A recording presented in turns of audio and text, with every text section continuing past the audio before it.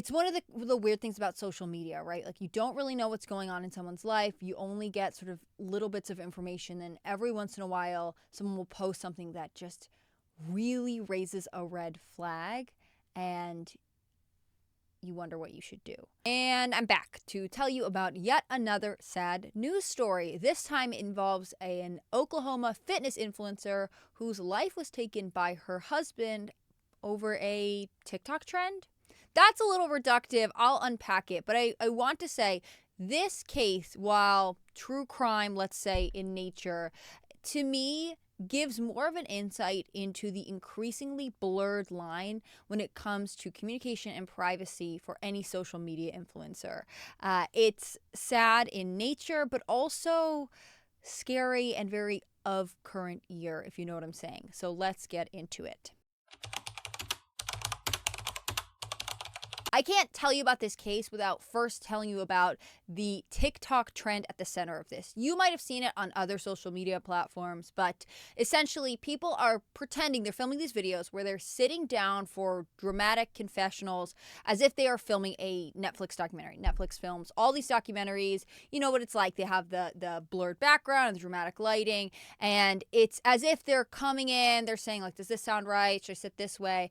And it'll say in the words above it, sort of like me getting ready to film my Netflix documentary about my last workplace, or me getting ready to film my Netflix documentary about this famous person you guys know. Something like that, as if they're about to kind of be involved in a dramatic storytelling or about to spill the tea, as the kids say. Let me show you a couple of examples.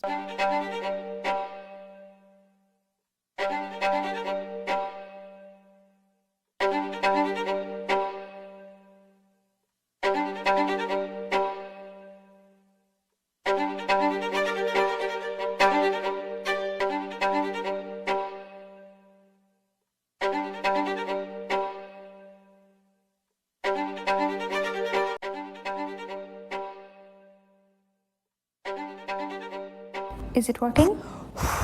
Yeah, I'm ready. We can start. Seemingly harmless, right? I mean, this trend could be basically as silly and lighthearted to as serious as you want it to be. And I've seen a huge number of interpretations of it. But for one woman in Oklahoma, this really seemed to contribute to the end of her life. So let me show you this photo. This is Sara Gilson. She was a fitness influencer. She's in her 40s. She's living in Oklahoma, and she opted to join in on this trend. And on July 11th, she posted her version of this Netflix documentary trend. Let me play it for you now.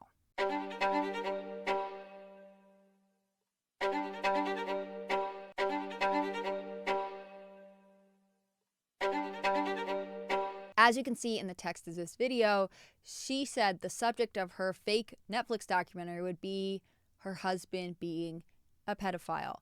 Now, that's a pretty serious accusation to levy against someone. Let me give you a little bit of background. So, Gilson was married to a man named Jeremiah Sean Duffy. He went by Sean Duffy. And from what I know, I've seen a couple of conflicting reports. They were separated, but she was contacted after he was caught inappropriately touching a 15-year-old girl on a basketball team he coached. Apparently, there have been some other issues, and the adult who intervened, separated them, went to the girl's parents, but he was about to face really serious legal repercussions.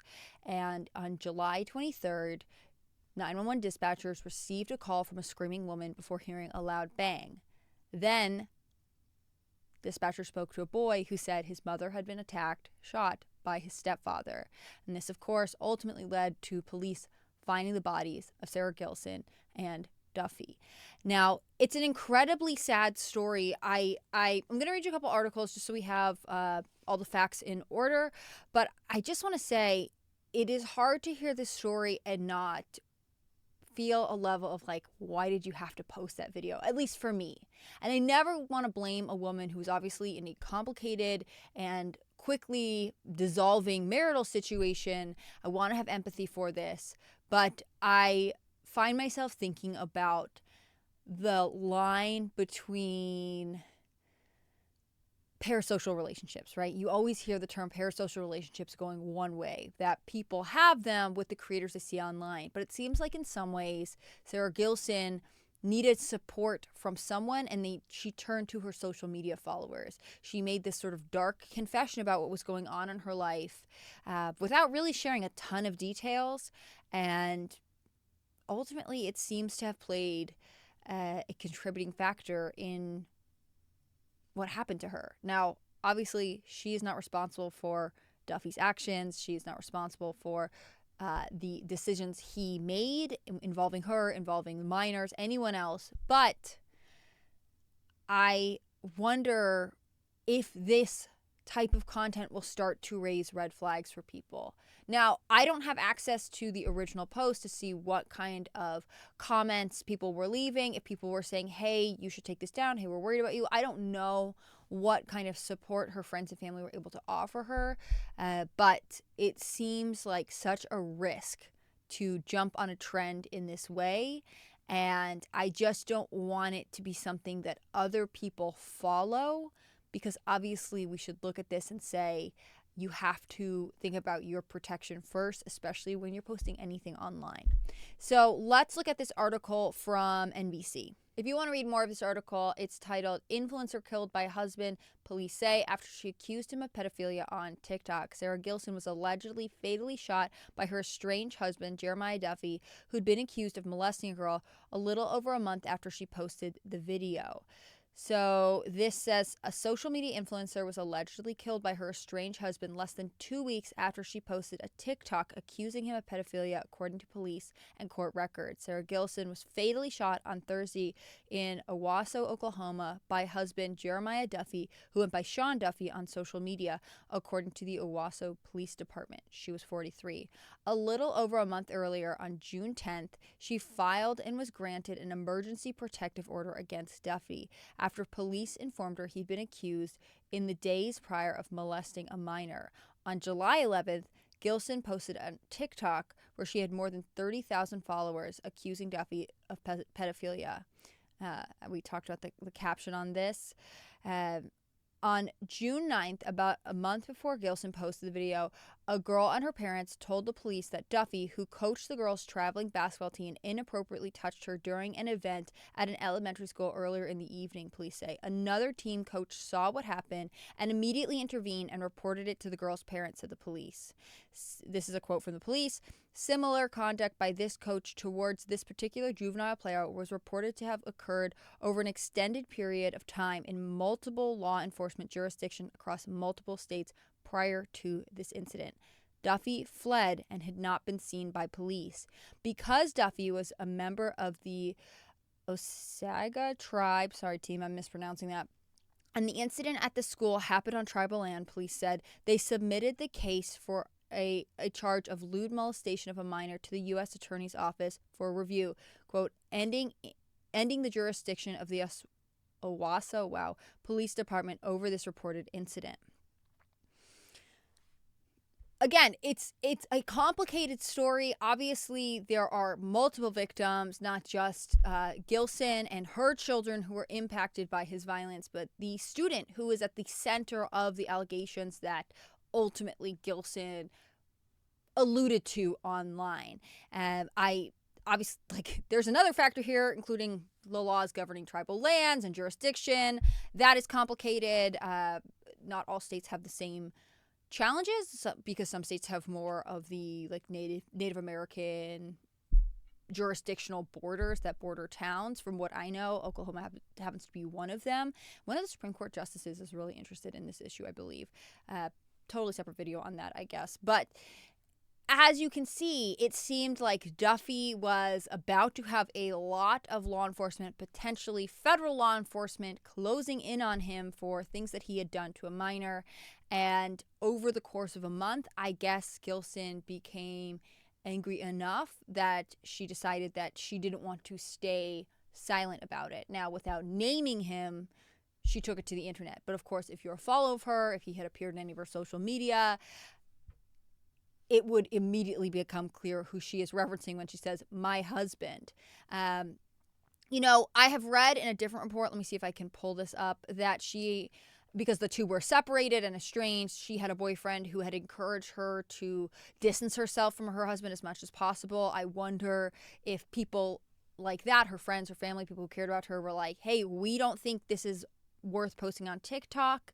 I know some people, especially when they have protective orders in place, are really discouraged from talking about anything that's going on behind the scenes. But again, I go back to the life of an influencer and the relationship people have with social media today is full of gray area, and they don't always know when to keep things separate, especially if they are looking to the internet for emotional support.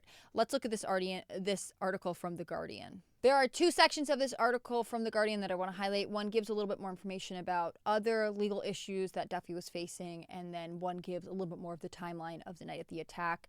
It's titled Oklahoma Influencer Killed in Apparent Murder-Suicide by Husband Says Police. I'm just going to skip down a little bit.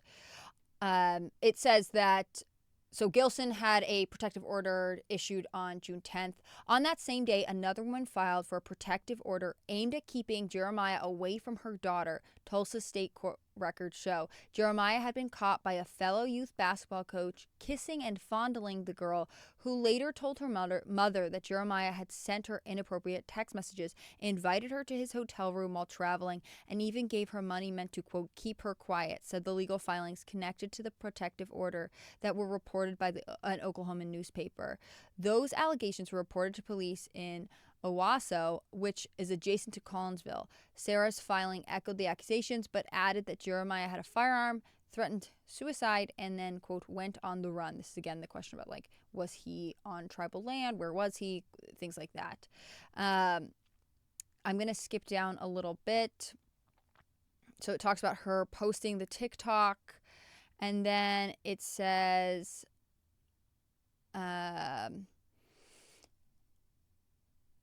It was 12 days later when police said that they received an 11:15 p.m. emergency call from inside Sara's home in Collinsville. A woman could be heard screaming amid, quote, what sounded to be a gunshot, according to police, as NBC News reported. A second emergency call then came from a neighboring home. It was a boy who had gone to the neighbor and reported that his stepfather had shot his mother, the police said. The police said they found the bodies of Sara and Jeremiah when they arrived to investigate. While the case remained under investigation, police said all indications were that he killed her before dying by suicide. Sara's son was reportedly put into custody of another parent who was uninvolved in the case. This is an incredibly sad case, especially knowing that Sara is survived by a child who had to essentially witness his mother's murder. But I do want to say, what I find sort of the most chilling is that the internet had their own seat in this horrible ride. That there are people who followed her and watched this Netflix joke, or what they thought was a joke, and maybe scrolled past it thinking, that's wild, what crazy internet drama, as if it were just like someone talking about their divorce online. I will never totally be able to say or understand why Sara opted to jump on this particular trend in this way, why she opted to make that claim on the internet, especially when it involved a man she was clearly fearful of, who she sought a protective order from. But no one wants to speak ill of the dead, and no one wants to condemn someone who was obviously in a very, very difficult position. Let me know what you guys think. It's one of the weird things about social media, right? Like, you don't really know what's going on in someone's life. You only get sort of little bits of information, and every once in a while, someone will post something that just really raises a red flag, and you wonder what you should do.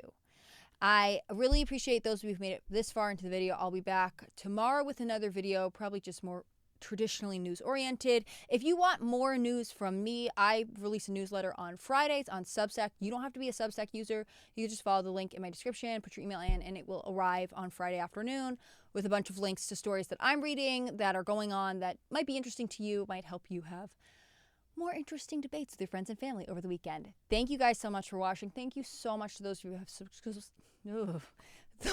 have subscribed and who continue to come back and support my work. It just makes a world of difference for me. I will see you in the next video.